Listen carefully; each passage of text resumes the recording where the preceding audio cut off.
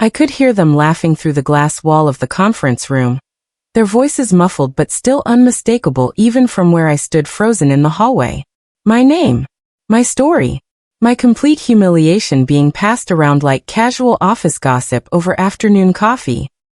Tom Wexler, my director for the past 4 years, was leaning back comfortably in his expensive leather chair with his feet propped up on the table, telling the HR manager something that made her cover her mouth in shock before dissolving into laughter. We handled her perfectly, I heard him say clearly as I walked slowly past, my hands trembling. She signed absolutely everything without even reading it carefully. She's completely done now. Finished. Handled. Like I was some kind of problem that needed solving, a messy situation that required cleaning up and disposing of properly. This was the exact same man who had cornered me in a dark, empty parking lot just 3 weeks ago, who had whispered, "Just relax, don't be so uptight," when I physically tried to pull away from his unwanted touch. And now he was casually sitting there in that bright conference room telling actual jokes about the non-disclosure agreement I'd been pressured and manipulated into signing just a few hours earlier. My hand was still physically shaking from gripping that pen so tightly, my fingers cramping. I could taste something bitter and metallic at the back of my throat, something that felt like pure rage mixed with deep shame and helplessness.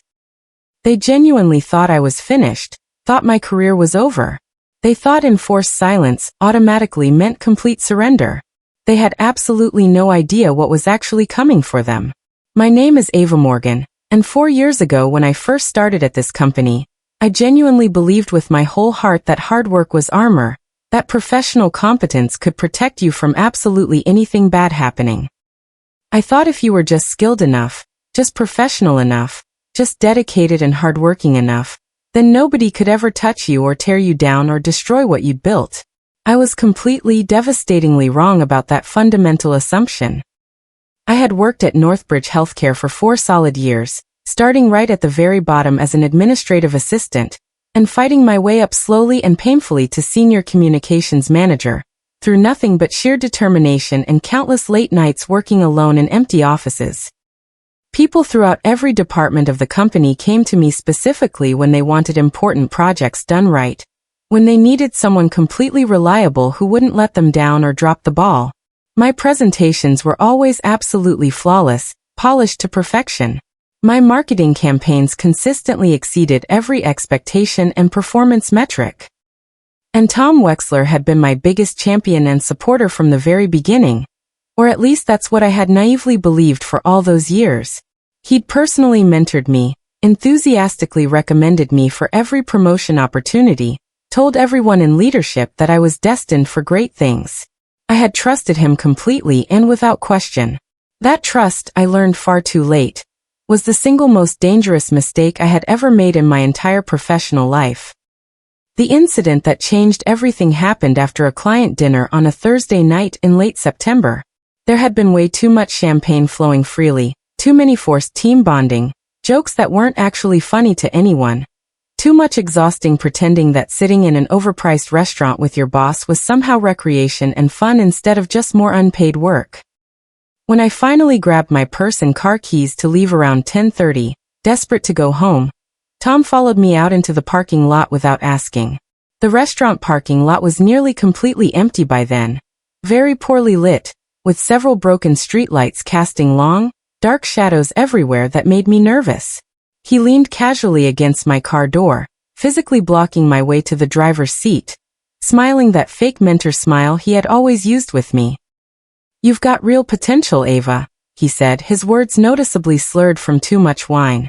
"Serious leadership energy. I've always seen that special quality in you from day one."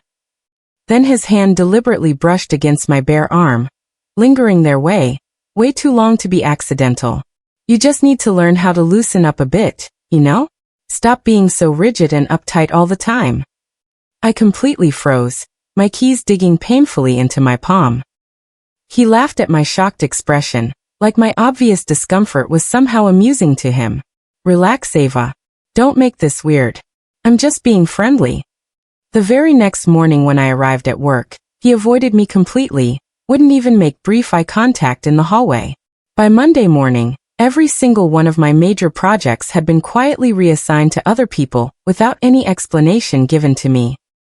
Within just 1 week of that parking lot incident, I had become completely invisible at the company I'd dedicated 4 years of my life to building.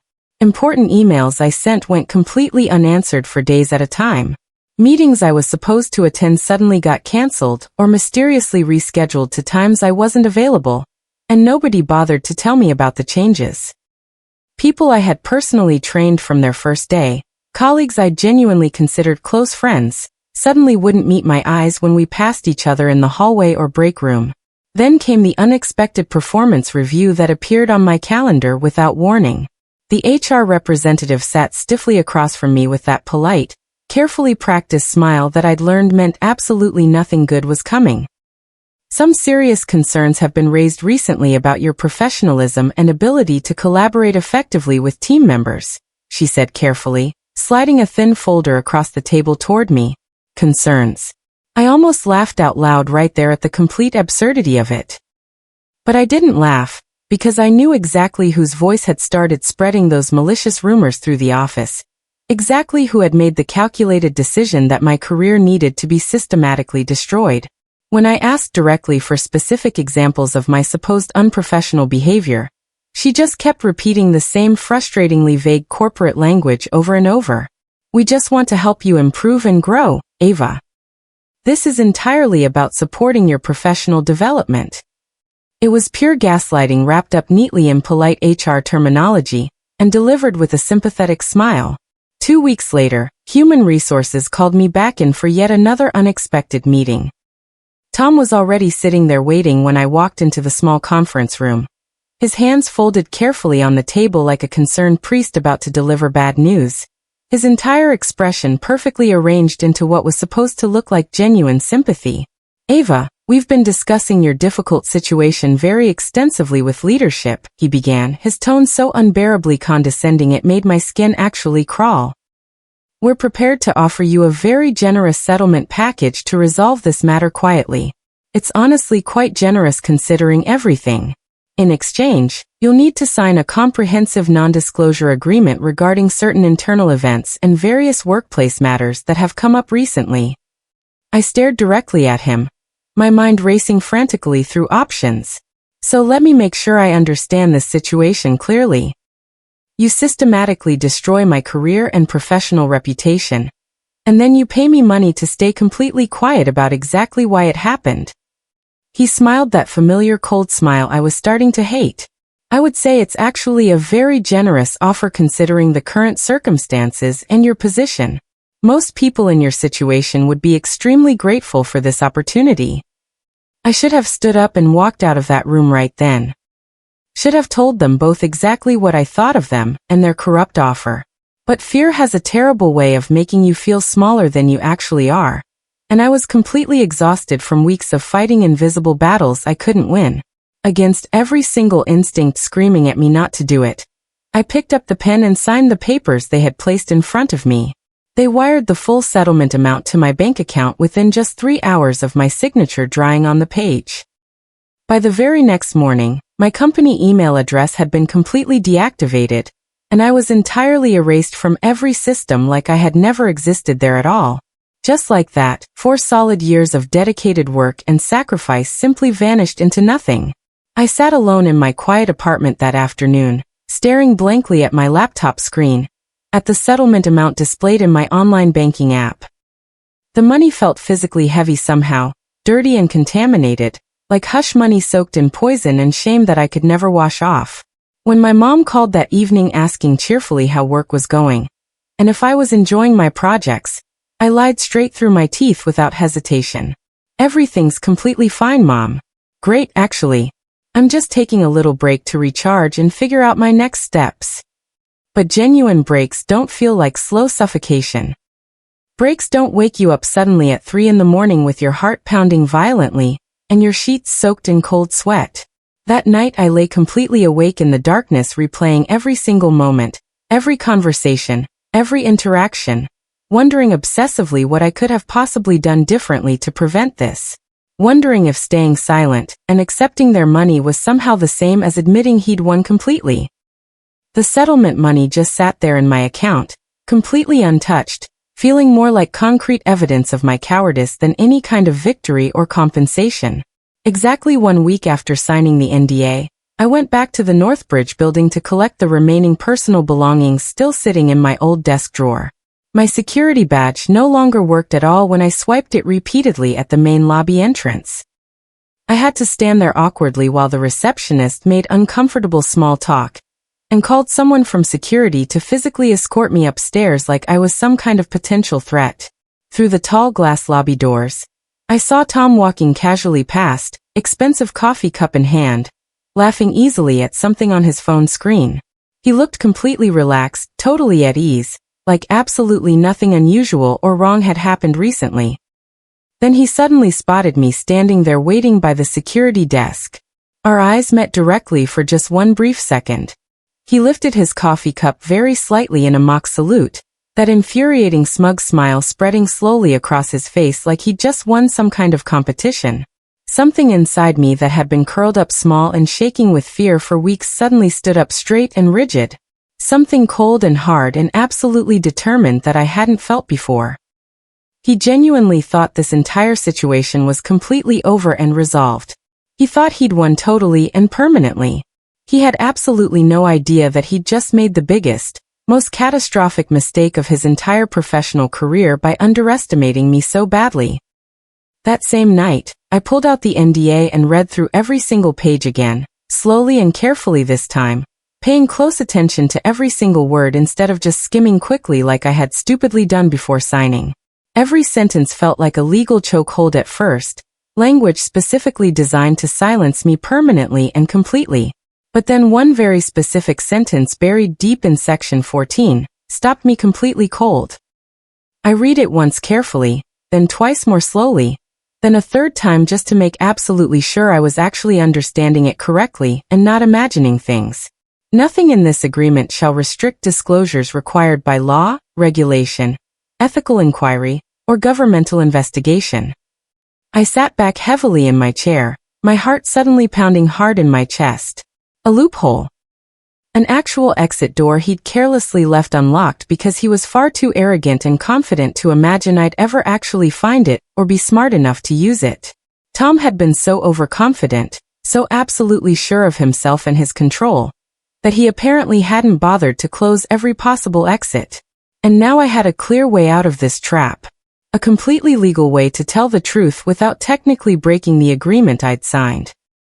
I grabbed my laptop immediately and started researching ethics boards, regulatory agencies, whistleblower protections, and investigative journalism standards. The entire game had just changed completely and permanently. I reached out carefully to Maria, a former co-worker who'd left Northbridge about 6 months earlier under mysterious circumstances that absolutely nobody would explain clearly when I'd asked about it at the time. We arranged to meet at a small, quiet coffee shop 2 entire towns away where nobody from work would ever recognize us or overhear our conversation. When I told her exactly what had happened with Tom in the parking lot, and afterward, her eyes immediately filled with tears that started rolling down her cheeks. "Ava," she whispered, her voice shaking badly. "He did the exact same thing to me. The same parking lot. The same inappropriate comments." Then the sudden performance review that came out of nowhere. My hands went ice cold. "Did you sign an NDA too?" She nodded miserably, looking genuinely ashamed. I was absolutely terrified. I had massive student loans, expensive rent due. I just desperately wanted the whole nightmare to go away. Then she carefully gave me 2 more names of women who had also left the company quietly over the past 3 years. I contacted them both through private messages. Same story every time. Same predatory pattern. Same calculating predator. 4 of us total, all deliberately silenced by identical legal agreements, all paid substantial amounts to simply disappear quietly. Until now. Until we collectively decided that silence wasn't actually protection anymore. It was just enabling him to keep doing this to others. We started meeting regularly and carefully, systematically documenting everything we could possibly remember about our experiences. Specific dates, exact times, precise locations, word-for-word quotes when we could recall them accurately. We gathered old emails we'd saved, text messages, performance reviews, anything that helped create a clear timeline of events. I created a secure shared drive, heavily password protected and encrypted, where we could safely compile everything without anyone discovering it. We called it the dossier, and we treated it exactly like the crucial legal evidence it would eventually become. Every single piece of information we carefully added fit together like pieces of a puzzle. And right in the center of that puzzle, appearing again and again and again in every story, was Tom Wexler's name. We had his patterns thoroughly documented, his specific methods, his exact words that he apparently used repeatedly on multiple women over several years. The picture that slowly emerged wasn't just simple misconduct anymore. It was systematic, calculated predatory behavior that the company had deliberately enabled by paying us off instead of actually protecting us or stopping him. The more evidence we compiled, the angrier I became. But it was cold anger now, focused and controlled anger, the dangerous kind that builds airtight legal cases instead of just screaming uselessly into the void. We had two very clear choices in front of us that we debated extensively.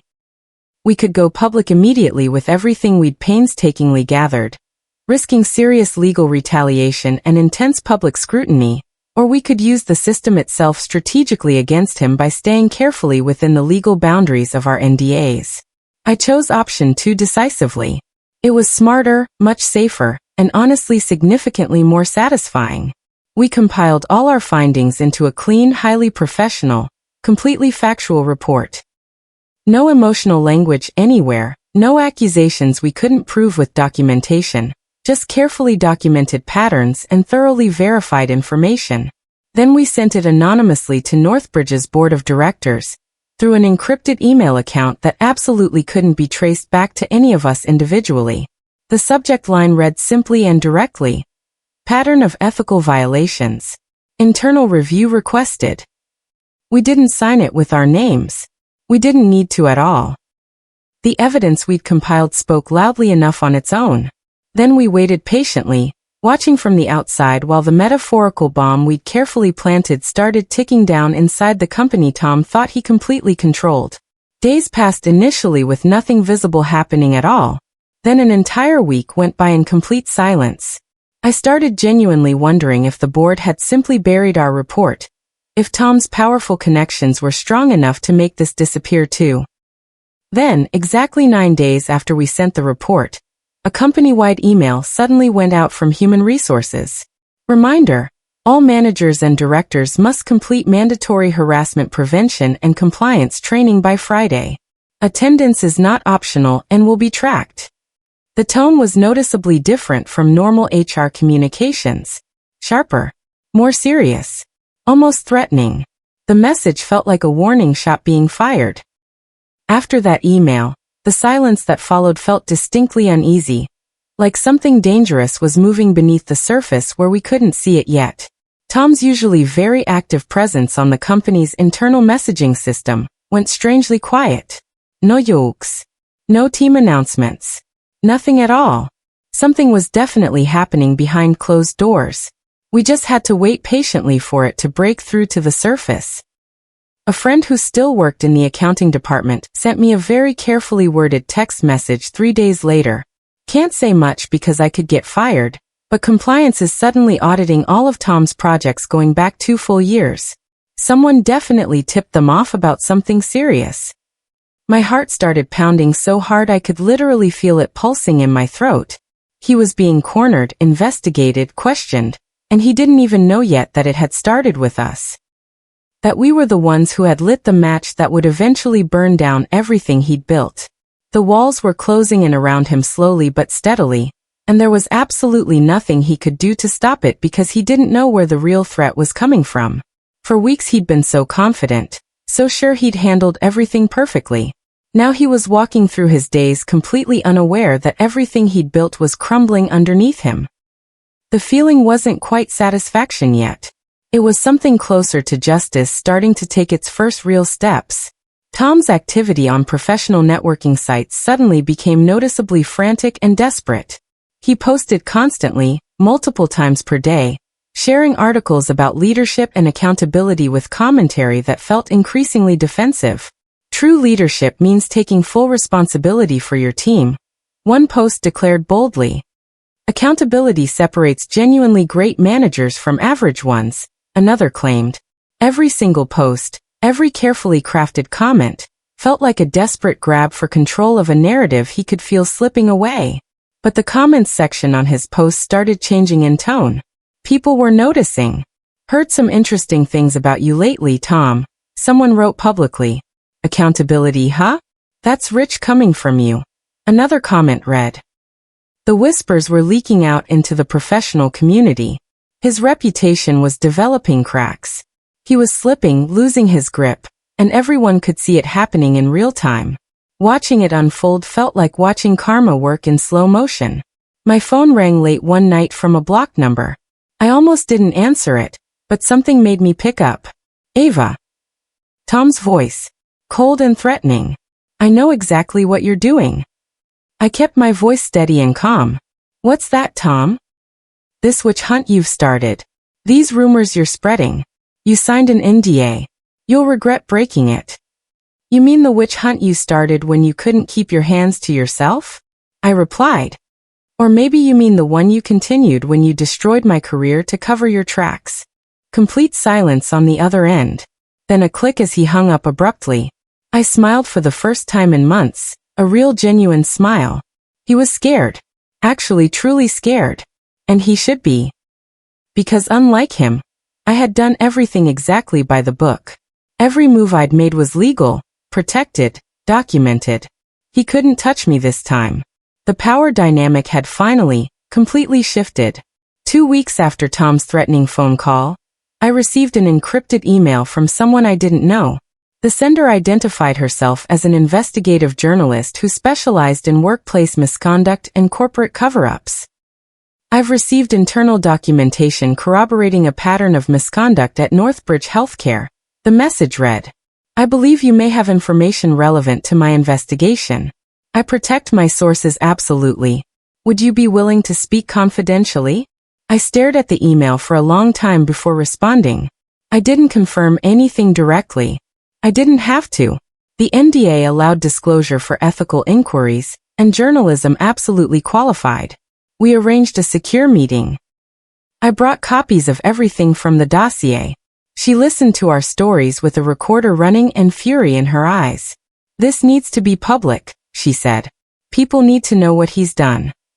Within 1 week, her article went live. And everything exploded. The headline hit like a bomb detonating. Healthcare director accused of silencing multiple employees through NDAs. The article didn't name us initially, carefully protecting our identities, but everyone inside Northbridge knew exactly who it was about. The details were too specific, too accurate, too clearly from inside sources. The board went into immediate panic mode. Investors started making concerned calls demanding answers. The company's stock price dropped 3% in a single day. Tom's office was cleared out overnight, his belongings packed into boxes by security, while he wasn't even there.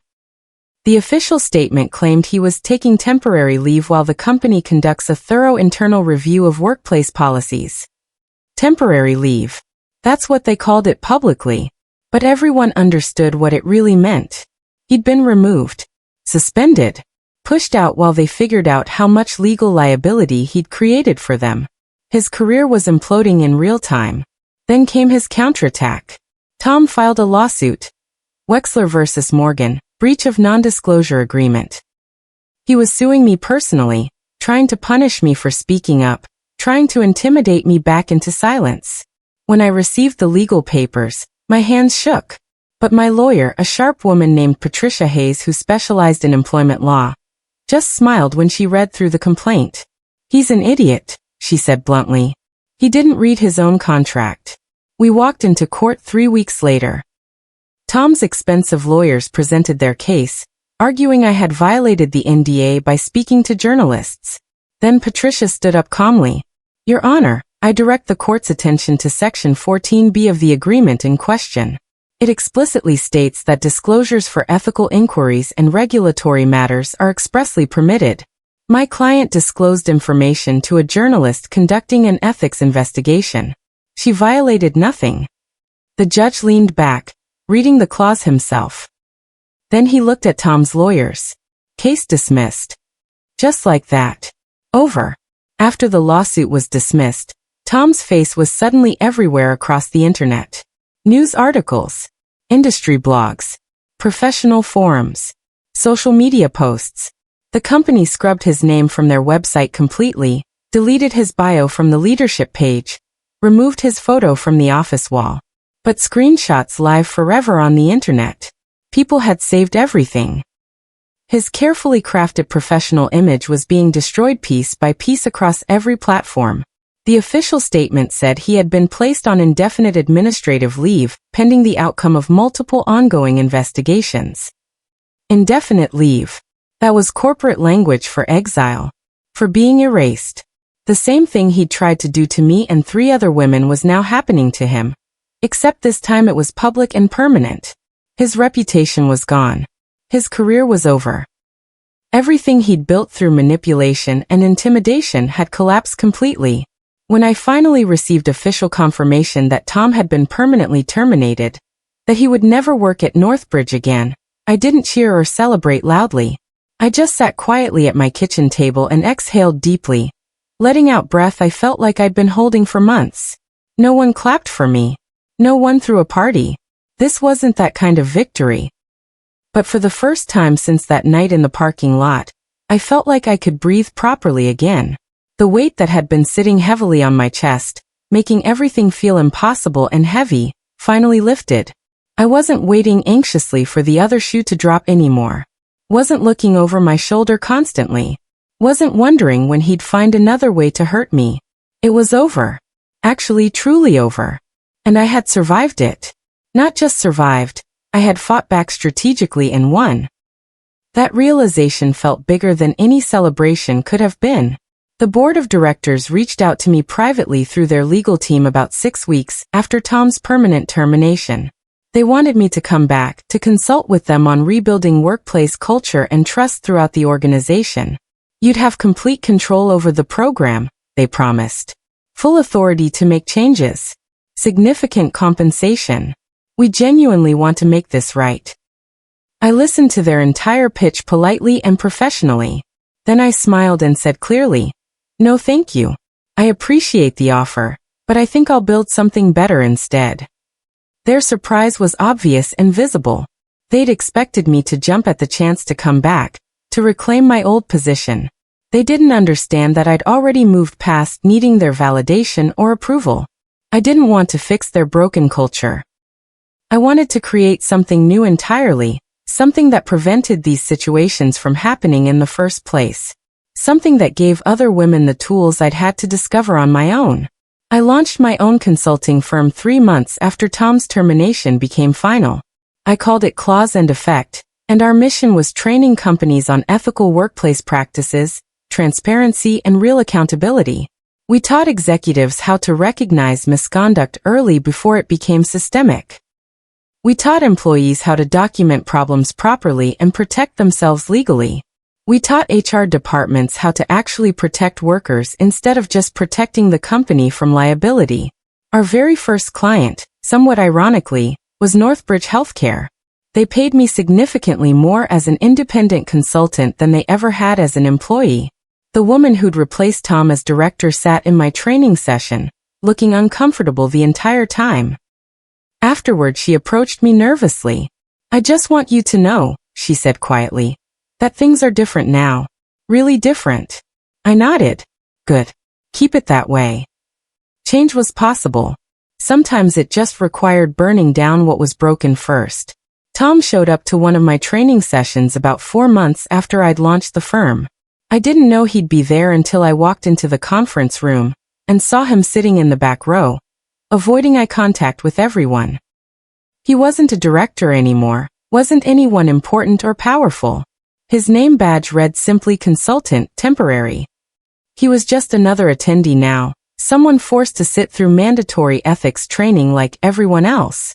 When I walked confidently to the front of the room and stood behind the podium, our eyes met briefly. He looked older somehow. Smaller.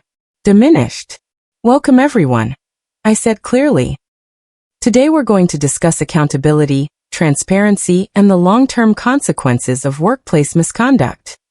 I didn't look at him again during the entire presentation. I didn't need to. The fact that he had to sit there and listen to me, had to acknowledge my authority in that space, said everything that needed saying. The power dynamic had completely, permanently reversed. After the session ended and everyone else had filed out quickly, Tom approached me quietly near the door, hesitating like he wasn't sure he should speak. Ava, he said, his voice barely above a whisper. I lost absolutely everything because of you. I looked at him directly and unflinchingly for the first time in months. No, I said firmly and clearly. You lost everything because of you. Because of your choices. Your actions. Your decisions. I just refused to let you bury the truth. He looked genuinely confused, like he still couldn't understand how this had happened to him, how he'd ended up here. You destroyed my career. My reputation. Everything I built over years. You mean everything you built on intimidation and silence? I asked calmly. Everything you built by hurting people and paying them to disappear. For the first time, looking at his defeated expression and slumped shoulders, I didn't feel burning anger anymore. Just pity. You tried to make me small, I said quietly. You tried to erase me completely. But I survived you. That's not me winning, Tom. That's just you finally losing what you should never have had in the first place. 6 months after launching Cause and Effect, I stood in my new corner office watching bright sunlight stream through the large windows overlooking the city. My name, Ava Morgan, was etched in clean professional letters on the glass door. My assistant knocked softly on the doorframe. The journalist from Forbes magazine is here for your interview about workplace advocacy and corporate accountability. I nodded, smoothing my jacket professionally. Tell her I'll be right there. Before walking out to meet her, I glanced at the framed document hanging prominently on my wall. My NDA with Northbridge Healthcare, with Section 14B highlighted in bright gold ink. The clause that had saved me. The loophole Tom had been too arrogant and overconfident to notice or care about. I smiled at it. You tried to silence me, I whispered to the empty office. But you wrote my voice right into the contract. You gave me the weapon I needed to fight back, and you were too blind to see it. I picked up my notepad and walked confidently toward my future, leaving Tom Wexler and everything he represented far behind me where it belonged in the past.